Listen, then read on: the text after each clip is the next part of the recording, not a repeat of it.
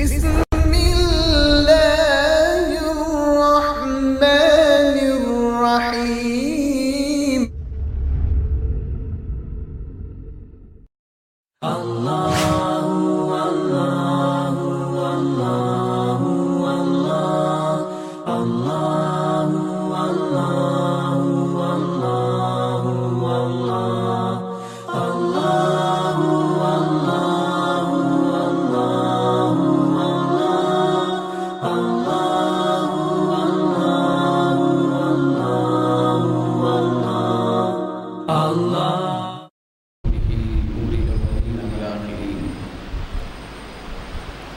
وعلى آله الطيبين الطاهرين وأصحابه الراشدين المهديين. أعوذ بالله من الشيطان الرجيم. بسم الله الرحمن الرحيم. كتب ربكم على نفسه الرحمة. صدق الله مولانا العظيم. جمیع حاضرین مکرم، انتہائی قابل قدر سامعین محترم، معزز بزرگوں، جملہ شرکائے بزم امت المبارک،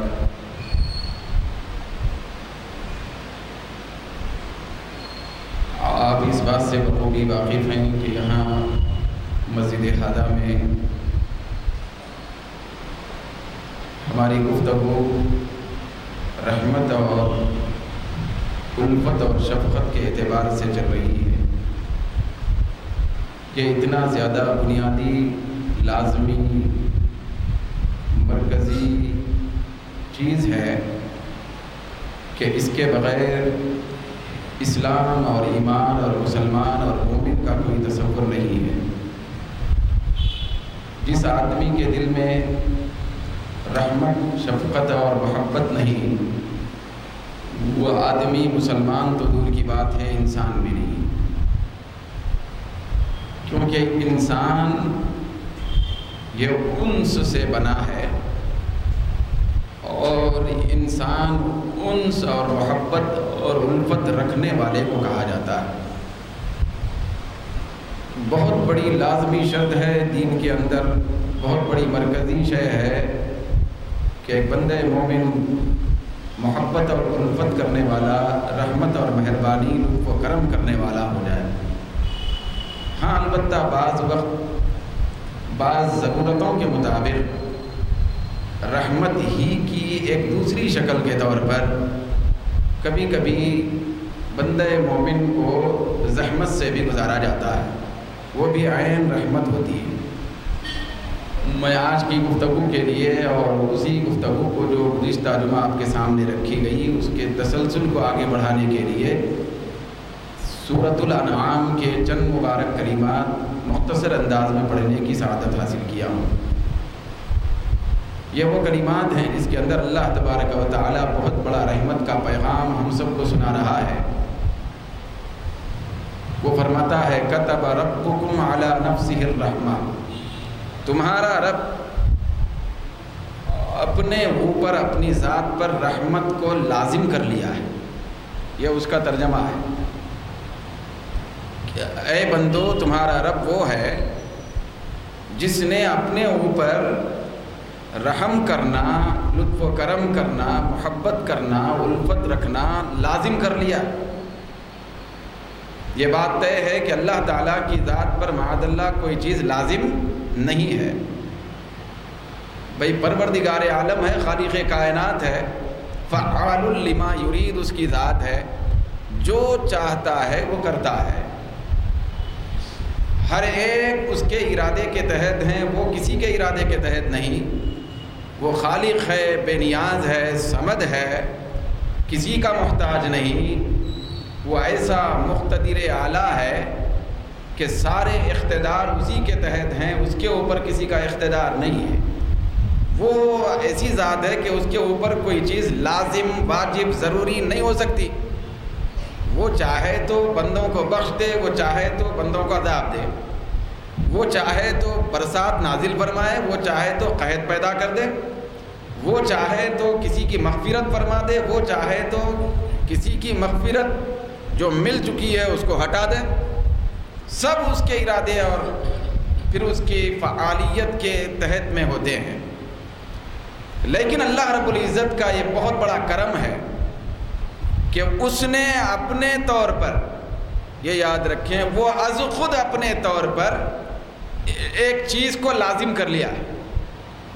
کوئی مخلوق، کوئی اور شے، کوئی ذات اس کے اوپر کوئی چیز لازم نہیں کر سکتی، کیونکہ سب پر وہ لازم کرنے والا ہے، مگر وہ اپنے کرم سے خود اپنے طور پر اپنی مشیت اور ارادے سے از خود ایک چیز کو لازم کر لیا ہے، وہ چیز ہے رحمت۔ وہی اسی کا اظہار فرما رہا ہے، کتب ربکم علی نفسہ الرحمہ، تمہارا رب اپنی ذات پر رحم کرنے کو لازم کر لیا، رحمت کو لازم کر لیا۔ کبھی بھی وہ رب ظلم نہیں کرتا، وہ زیادتی نہیں کرتا، وہ کسی کے اوپر اپنا تشدد نہیں کرتا، پھر وہ ناروا شدت نہیں پیدا کرتا، وہ ہمیشہ رحمت کرتا ہے۔ پھر یہ رحمت اس نے اپنے کرم سے لازم کر لی، کسی نے لازم نہیں کی، وہ اپنے طور پہ از خود لازم کر لیا ہے۔ تو اللہ رب العزت کی شان ہے کہ اس نے بندوں پہ رحم کرنے کو لازم کر لیا۔ وہ ہر بندے پہ رحمت کرتا ہے، وہ ہر بندے سے الفت رکھتا ہے، وہ ہر بندے سے اتنی محبت رکھتا ہے جتنی محبت ایک بندے سے اس کی ماں کو بھی نہیں ہو سکتی، نہ اس کے باپ کو ہو سکتی۔ ہمیشہ وہ لطف و کرم کا معاملہ فرماتا ہے۔ یہ اللہ رب العزت کی بہت بڑی شان ہے، وہ جو رحمت کے خزانے اپنے پاس رکھ کر بندوں پہ رحمت کرتا ہے، تو اسی رحمت کا بہت بڑا مظہر اس دنیا میں اپنے ہی بندوں میں سے ایک ذات کو بنایا ہے۔ اس ذات کا نام مصطفیٰ جان رحمت صلی اللہ علیہ وسلم۔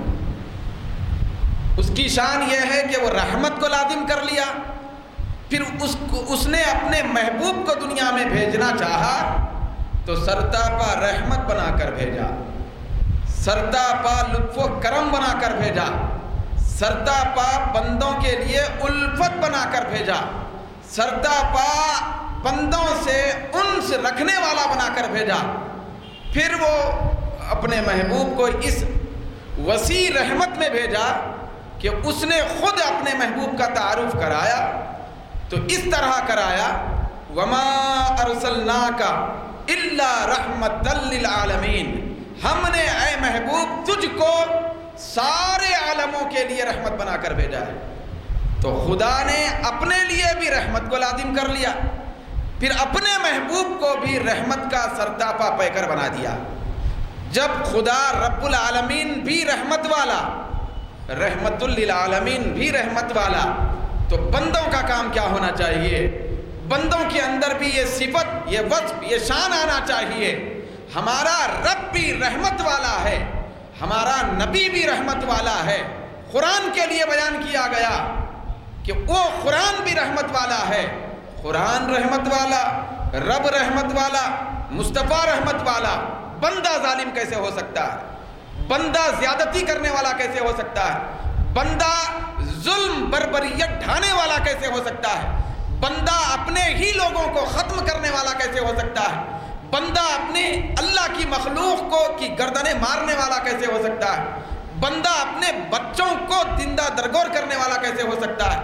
بندہ اللہ کی ایک معصوم مخلوق بچوں کو کا گلا کاٹنے والا کیسے ہو سکتا ہے؟ تو یہ رحمت کی صفت بندے کے اندر جب آ جاتی ہے تو خود اللہ بھی اس بندے سے پیار کرتا ہے، مصطفیٰ تاجدار مدینہ بھی اس سے محبت کرتے ہیں۔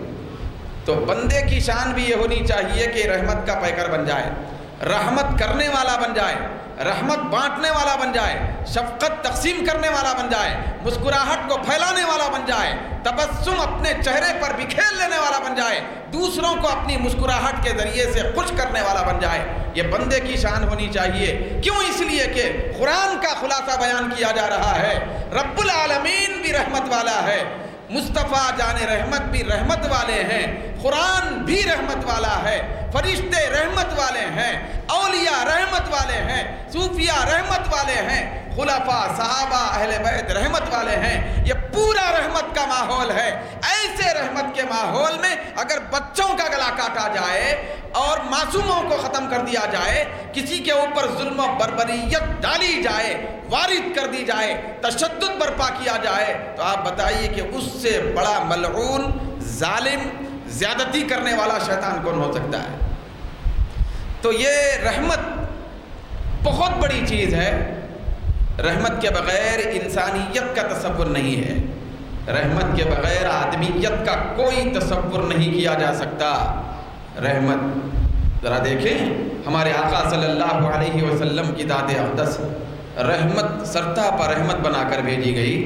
میں انشاءاللہ تعالیٰ کسی موقع پر سرکار کی جو رحمت ہے، سرکار کس انداز اور کس شان کی رحمت ہیں، اس کے بارے میں عرض کروں گا، لیکن میں ایک حدیث آپ کے سامنے عرض کر کے بات کو آگے بڑھانا چاہتا ہوں۔ سرکار کون و مکان حضور تاجدار مدینہ صلی اللہ علیہ وسلم ہمارے آقا کی عظمت اور رفعت اور فضیلت کا یہ عالم ہے، سرکار کی عظمت کا یہ عالم ہے کہ اللہ رب العزت قرآن مجید میں بیان فرما رہا ہے کہ میرے محبوب کی عظمت کی بارگاہ میں آ کر کوئی اپنی آواز کو بلند کر کے بات نہ کرے۔ پروردگار عالم نے اپنے محبوب کی عظمت اور فضیلت اور رفعت اتنی بڑھائی ہے کہ خود خدا سرکار کی عظمت کو واضح فرماتے ہوئے فرما رہا ہے، وَرَفَعْنَا لَكَ ذِكْرَكَ، اے میرے مصطفیٰ، دنیا کے بادشاہوں کو کوئی اور بلند کرتا ہوگا، لیکن اے مصطفیٰ محبوب، ہم نے آپ کے خاطر آپ کو بلند کر دیا۔ تو خدا نے جب مصطفیٰ کو بلند کر دیا، مخلوقات کی دنیا میں بھئی اللہ کے بعد ساری کائنات میں ہمارے سرکار سے زیادہ عظمت والا کوئی نہیں ہے، کوئی نہیں ہے۔ نہ فرشتہ ہے، نہ جبریل ہے، نہ میکائیل ہے، نہ اسرافیل ہے، نہ کوئی عرش کو پکڑے ہوئے حاملین عرش فرشتے ہیں، نہ جنت ہے، نہ کوئی اور چیز ہے، نہ کوئی اور نبی ہے، نہ مرسل ہے، نہ رسول ہے۔ ساری کائنات میں سب سے زیادہ عظمت پروردگار عالم نے اپنے بعد اپنے مصطفیٰ کو عطا فرمائی۔ مگر ذرا سوچیں، حدیث میں آیا، بخاری شریف کی حدیث ہے، حضرت سیدنا انس بن مالک رضی اللہ تعالی عنہ بیان فرما رہے ہیں، توجہ سے سننے کی بات۔ اتنی بڑی عظمت والی ذات کہ جن کی دہلیز پر جبریل پیشانی رگڑے، اتنی بڑی فضیلت والی، تقدس والی ذات کہ جن کی بارگاہ میں فرشتے بغیر اجازت آ نہیں سکتے۔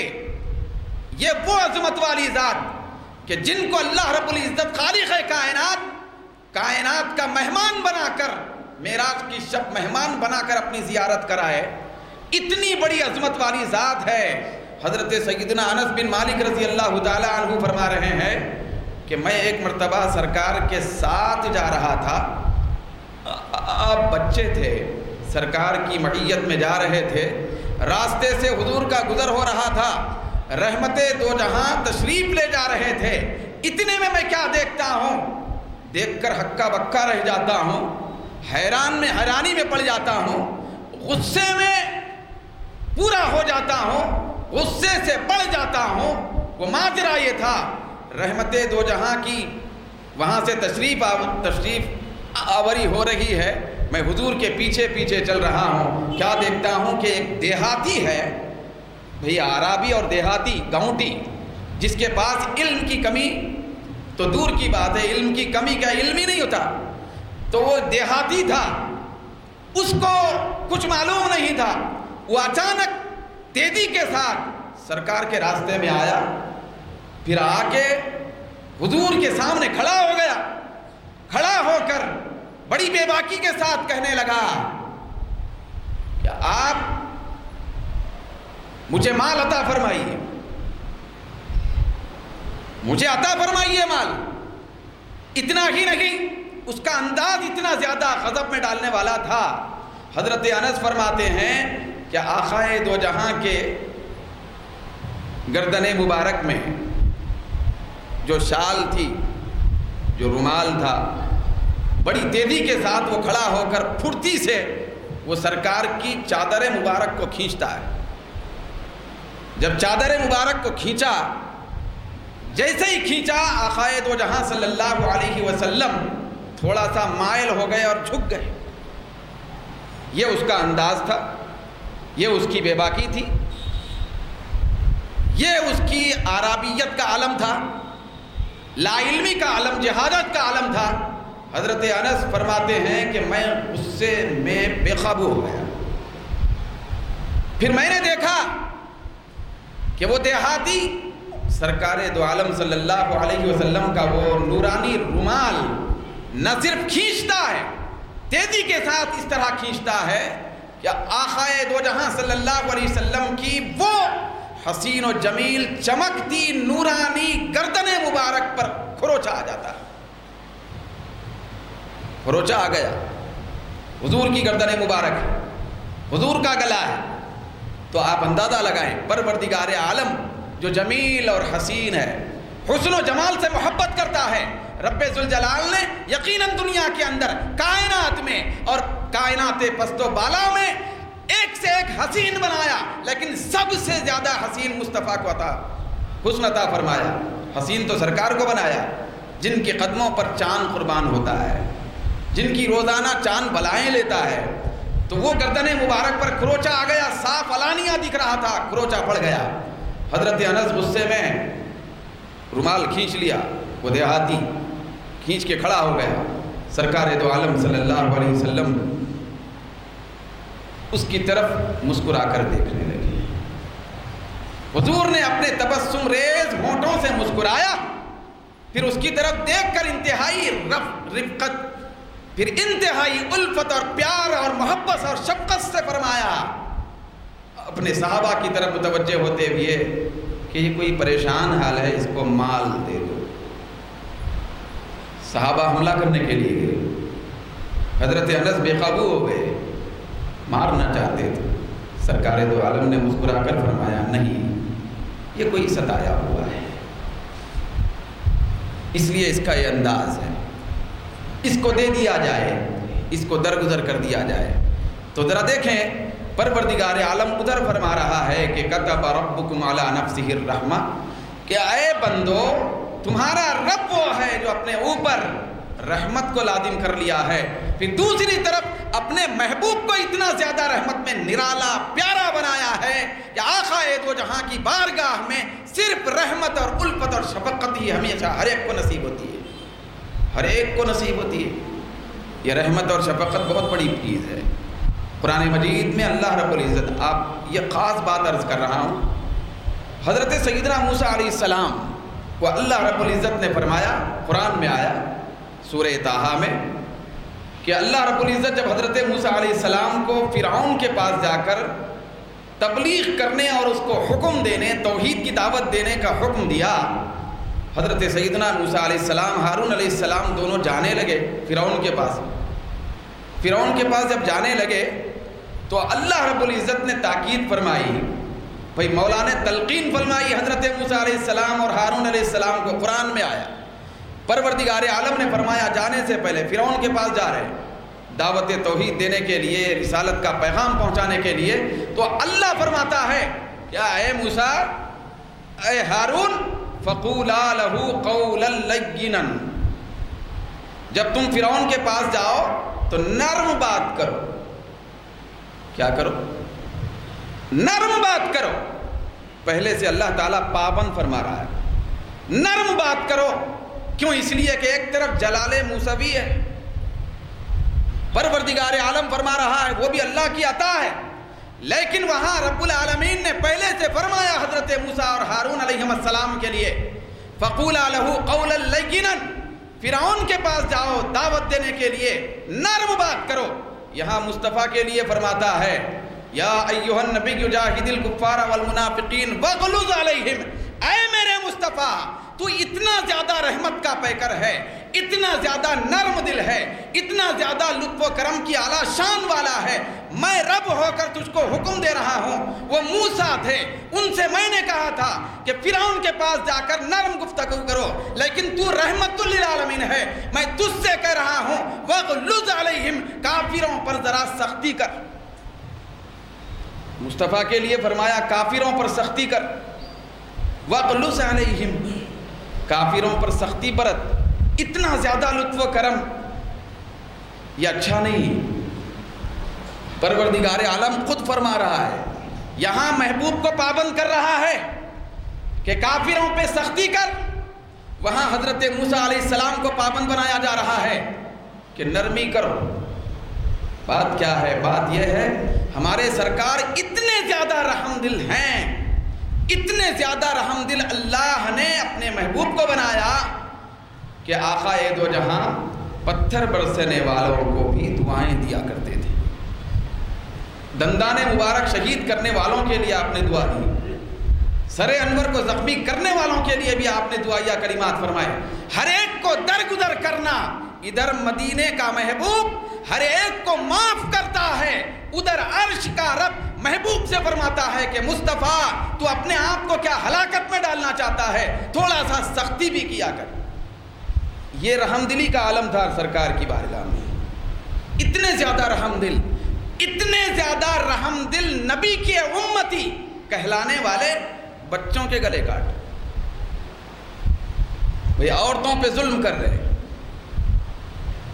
معصوموں پہ ظلم اور بربریت کے پہاڑ توڑ رہے ہیں۔ تو دوستو ان کا نہ نبی سے تعلق ہے نہ خدا سے تعلق ہے، کیونکہ خدا بھی رحمت والا ہے، نبی اور مصطفیٰ بھی رحمت والا ہے۔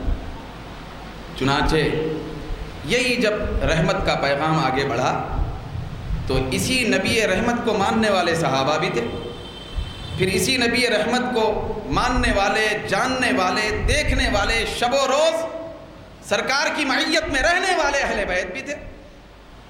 بھئی ادھر اہل بیت اطہار میں سے کئی اہل بیت کو شہید کیا گیا۔ بھئی اہل بیت کی شان اور وطیرہ یہ تھا کہ اہل بیت کے حصے میں مکمل شہادت آ گئی تھی۔ کسی کو زہر دے کے شہید کیا گیا، کسی کے تلوار اور شمشیر کے ذریعے سے شہید کیا گیا، لیکن اہل بیت یہ ہمیشہ ہر ایک کو درگزر کیا کرتے، رحمت والے نبی کے اہل بیت۔ تو یہی پیغام جب آگے بڑھا تو اللہ کے نیک بندوں اور صالحین اور اولیاء صوفیاء کے پاس بھی یہی کیفیت آئی، یہی کیفیت آئی۔ حضرت سیدنا شریک رضی اللہ تعالیٰ عنہ بہت بڑے محدث ہیں۔ یہ جو نام میں آپ کے سامنے لیتا ہوں نئے ہوتے ہیں، لیکن یاد رکھیں یہ وہ نام ہیں جو نام غوث اعظم بھی لیتے تھے۔ بہت بڑے بڑے نام ہیں، بہت بڑے بڑے نام ہیں۔ بھئی علم و عمل اور اخلاص اور نیت کی ایسی بڑی شخصیتیں ہیں کہ جن کے سامنے بڑے بڑے ہمالیہ پہاڑ بھی اپنا سر جھکا لیتے ہیں۔ تو حضرت شریک بہت بڑے محدث، ان کے بارے میں آیا لطف و کرم کا عالم یہ تھا کہ ایک مرتبہ سرکار ملک فارس تشریف لے گئے، کسی کام سے تشریف لے گئے، تو آپ کے پاس جتنا سامان تھا تو سامان تو آپ کے پاس تھا، ملک فارس سے جب اپنے وطن معوف اور مالوف کو واپس آئے، واپس آنے کے بعد جب گھر میں بیٹھے تو آپ نے دیکھا کہ ان کے اپنے سامان میں ایک چونٹی ہے۔ حضرت شریک نے دیکھا، میلوں دور کا سفر طے کر کے ملک فارس گئے تھے، واپس آنے پر آپ نے دیکھا کہ میرے سامان میں چونٹی ہے۔ تو حضرت شریک ابھی آئے ہیں، میلوں کا سفر، اس زمانے کا پرخطر سفر، پیدل سفر، گرمی کی شدت، حرارت، نہ جانے کیسی کیسی مشقتوں اور کلفتوں سے گزرنا پڑا ہوگا، لیکن حضرت شریک کی نگاہ جب اپنے سامان پہ پڑتی ہے، سامان پہ پڑنے کے بعد جب چونٹی دکھائی دیتی ہے، حضرت شریک اسی وقت اٹھ جاتے ہیں، اس چونٹی کو ایک ڈبیا میں بند کر کے پھر واپس ملک فارس تشریف لے جاتے ہیں، لے جا کر جس مقام پہ آپ بیٹھے تھے جہاں چونٹیوں کا وہاں گھر تھا، وہاں لے جا کر چونٹیوں میں اس چونٹی کو چھوڑتے ہیں۔ وہ یہ کہتے ہوئے وہاں سے آتے ہیں کہ میں نے، اے چونٹی مجھے معاف کر دے، میں نے کچھ دنوں کے لیے تجھ کو تیرے ماں باپ سے جدا کر دیا تھا بے خبری میں۔ آپ اندازہ لگائیں، جب معمولی چونٹیوں کے اوپر رحم و کرم، لطف و کرم کا یہ عالم تھا ہمارے اسلاف کے دل میں، تو انسانوں کا کتنا احترام تھا ہوگا، رشتہ داروں کا کتنا احترام تھا ہوگا، بچوں کا کتنا پیار تھا ہوگا۔ معمولی بات نہیں ہے بولنے کے لیے، میں بہت آسانی سے عرض کر رہا ہوں، پھر آپ بھی آسانی اور سہولت سے پیانوں میں ہم لوگ بیٹھے ہیں سن رہے ہیں، لیکن آپ بتائیں، ذرا سوچیں ٹھنڈے دل سے، یہ جو واقعہ ہے چھوٹی موٹی کتاب کا بھی نہیں ہے، تنبیہ المخترین عربی کتاب کا ہے۔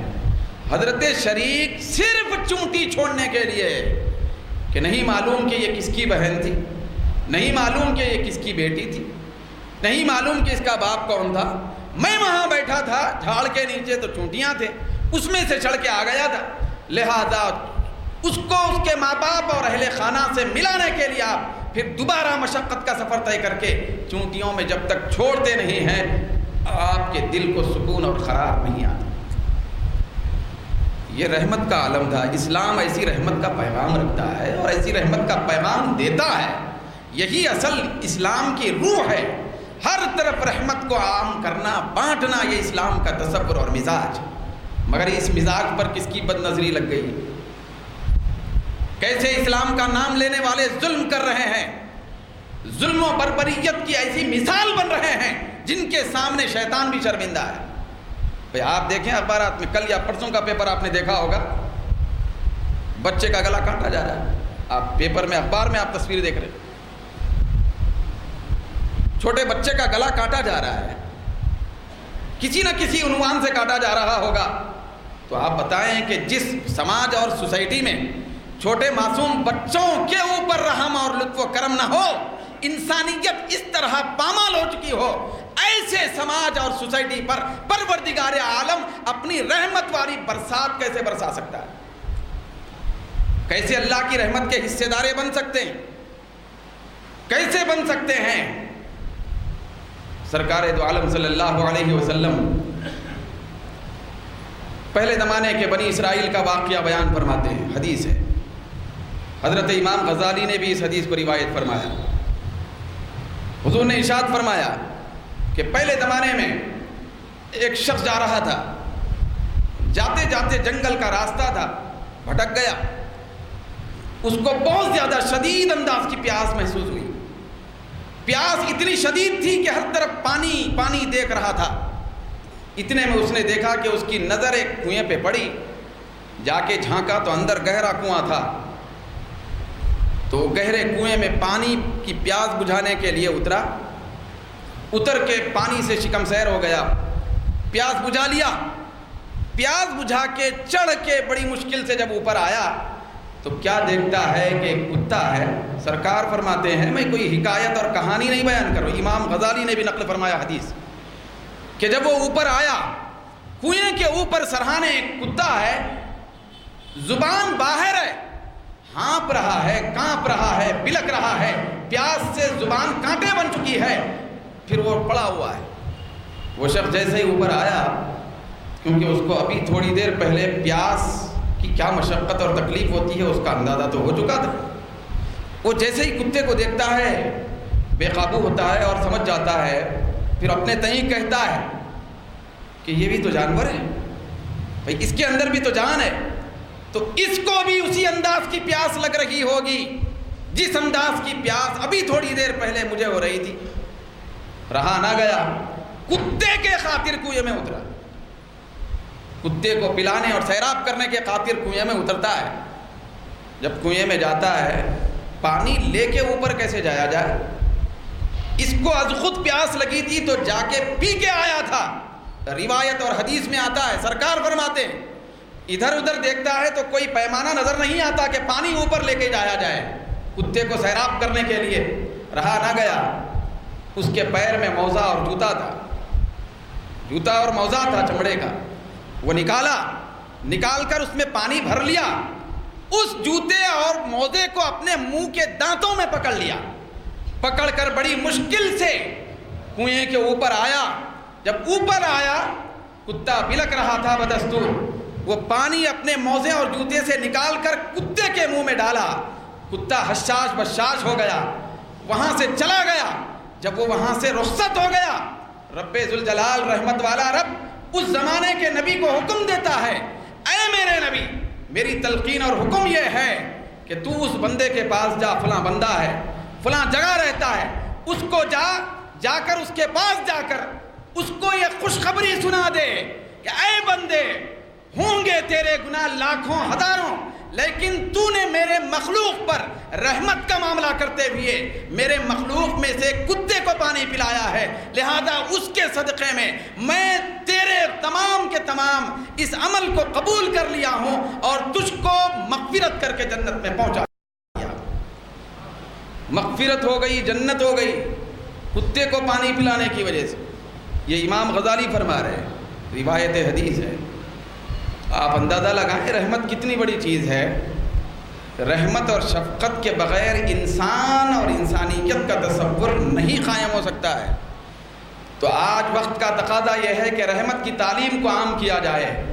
ہم ہمارے ذہنوں میں مزاج اسلام کو برپا کریں.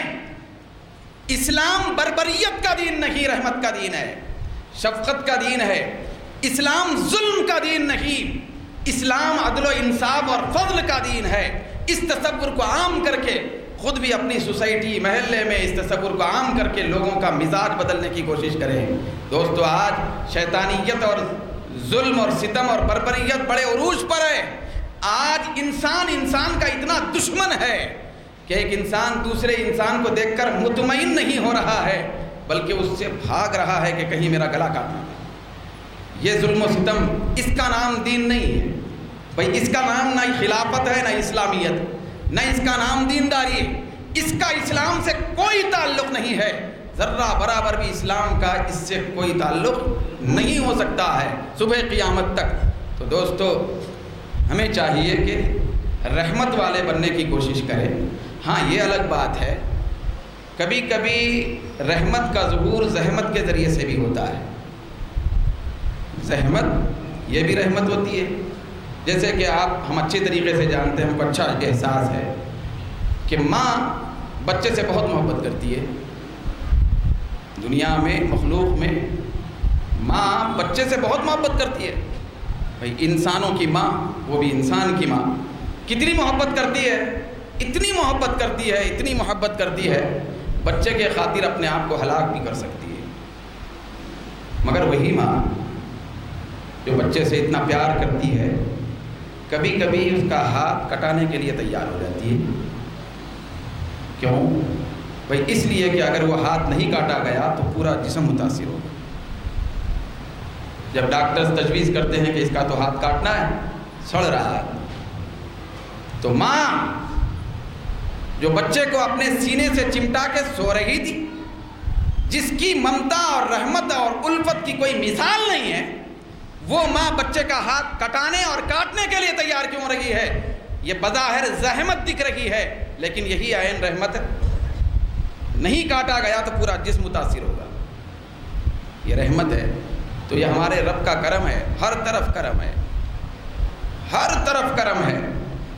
بھائی کبھی کبھی قحط سالی نہ آئے، کبھی کبھی فصلوں کو نقصان نہ ہو، کبھی کبھی جسموں اور بدنوں میں نقصان اور مضرت کی کیفیت طاری نہ ہو. ہم سدھریں گے کیسے؟ ہمارے حصے میں جنت کیسے آئے گی؟ ہم اس کو کیسے یاد کریں گے؟ جو کچھ بظاہر معاذ اللہ زحمت کی شکل میں بھی دنیا میں نظر آتا ہے، وہ بھی عین اللہ کی رحمان کی رحمت ہوتی ہے. بھائی اس میں بہت بڑی حکمت ہوتی ہے، بہت بڑی رحمت ہوتی ہے. سرکار دو عالم صلی اللہ علیہ وسلم نے فرمایا، حدیث میں آتا ہے، مسلمانوں کی مثال، مومنین کی مثال ایسی ہے جیسے کہ ایک جسم ہوتا ہے، جسم کے کسی بھی حصے پر، کسی بھی عضو پر کوئی تکلیف پہنچتی ہے تو اس کا درد سارا جسم محسوس کرتا ہے.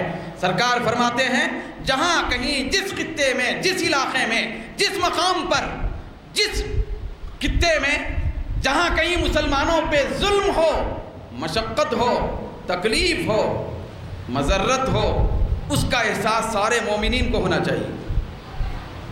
وہ سارے مومنین اس کو محسوس کرنا چاہیے. یہ مومن کی شان ہوتی ہے، یہی مومن کی پہچان ہوتی ہے. تو ہم جس نبی کا کلمہ پڑھتے ہیں، جس خدا کی توحید کی گواہی دیتے ہیں، جس قرآن کو کھول کر ہم تلاوت کرتے ہیں، وہ قرآن رحمت والا، وہ مصطفیٰ رحمت والا، وہ خدا رحمت والا، تو پھر بندہ رحمت سے دور کیوں ہے؟ رحمت بندے کے اندر کیوں نہیں ہے؟ ہمارے سرکار کو اللہ رب العزت نے اس لیے بھیجا تھا کہ دنیا میں جو زحمتیں تھیں وہ زحمتیں رحمتوں میں بدل جائیں۔ زحمت تھی، رحمت میں بدل گئی، پھر اسی رحمت کو عام کر کے اس کا رحمت کا جھنڈا لے کے آگے بڑھنے کی ضرورت ہے۔ دنیا بہت مظلوم ہو چکی، دنیا بربریت کا مقام بن گیا، دنیا میں گھاس پوت اور پودوں کا تو مقام ہے لیکن انسانوں کا آج کوئی مقام نہیں ہے۔ اتنا دشمن ہو گیا انسان کا، اتنی بربریت عام ہو گئی، نہ بچوں کی محبت، نہ معصوموں کا پیار، نہ یتیموں کا پیار، نہ عورتوں کا خیال، نہ ایک دوسرے کی انسانیت کا پاس و لحاظ۔ سرکار دو عالم صلی اللہ علیہ وسلم نے ارشاد فرمایا، حضور فرماتے ہیں جب کوئی آدمی کسی یتیم بچے کے رخسار پہ مارتا ہے، مارنے کے بعد جب بچہ روتا ہے، ادھر یتیم زمین پہ روتا ہے، ادھر اللہ کا رحمان کا عرش ہل جاتا ہے۔ پھر اللہ رب العزت فرماتا ہے، اے فرشتوں دیکھو، اے فرشتوں کون رو رہا ہے؟ میرا عرش ہل رہا ہے۔ سب جانتے ہوئے فرماتا ہے کون رو رہا ہے؟ فرشتے عرض کرتے ہیں مولا فلاں مقام پہ ایک ظالم نے ظلم کیا، ایک تیرے بندوں میں سے ایک یتیم بچے کو تھپڑ مارا ہے، وہ بچہ رو رہا ہے۔ پروردگار عالم نے فرمایا، وہ فرماتا ہے اچھا وہ بچہ رو رہا ہے جس کے باپ کو میں نے کچھ دن کے لیے زمین میں چھپایا ہے۔ پھر اللہ کی رحمت محبت اس بچے کے ساتھ وابستہ ہوتی ہے۔ سرکار دو عالم نے ایک حدیث میں یہاں تک فرمایا کہ جب کوئی آدمی کسی بچے کے ساتھ الفت کا معاملہ کرتے ہوئے اس سے پیار کرتا ہے، پروردگار عالم ایسے آدمی کو ضرور جنت میں داخل فرماتا ہے۔ دین اور اسلام صرف رحمت اور الفت محبت کا دین ہے، اس کو زحمت کا دین بنایا جا رہا ہے۔ یہ بہت بڑی سازش ہے کہ آج ساری دنیا کے اندر ایک غلط منفی تصور پھیلایا جا رہا ہے کہ مسلمان کس کو کہتے ہیں؟ مسلمان تشدد کرنے والے کو کہتے ہیں، مسلمان ظلم کرنے والے کو کہتے ہیں، مسلمان معصوم بچوں کے گلوں پر چھری پھیرنے والے کو کہتے ہیں۔ مسلمان اس کو نہیں کہتے، جو کچھ کر رہا ہے کوئی وہ مسلمان ہو ہی نہیں سکتا، اس کو ہم مسلمان کیسے مانیں؟ اس کو ہم انسان بھی نہیں مانتے، وہ انسان بھی نہیں ہو سکتا ہے۔ تو دوستو بہت ہو گیا ہے دنیا میں ظلم، بہت بڑھ رہا ہے مزاج ظلم، تو اس کے لیے رحمت کے پیغام کو عام کریں۔ پھر جتنی زیادہ ہم اپنے گھر میں سوسائٹی میں رحمت کریں گے تو وہ رحمت کی ہوا دور دور پھیلے گی تو دلوں میں انقلاب آئے گا۔ پروردگار عالم ہم سب کو اپنے نبی کے تصدق میں رحمت کا پیکر بنائے، ہمارے مزاجوں میں رحمت پیدا فرما، ہماری سوسائٹیوں میں رحمت پیدا فرما، ہمارے ملک میں اور دنیا میں رحمت اور الفت کا ماحول بنا دے۔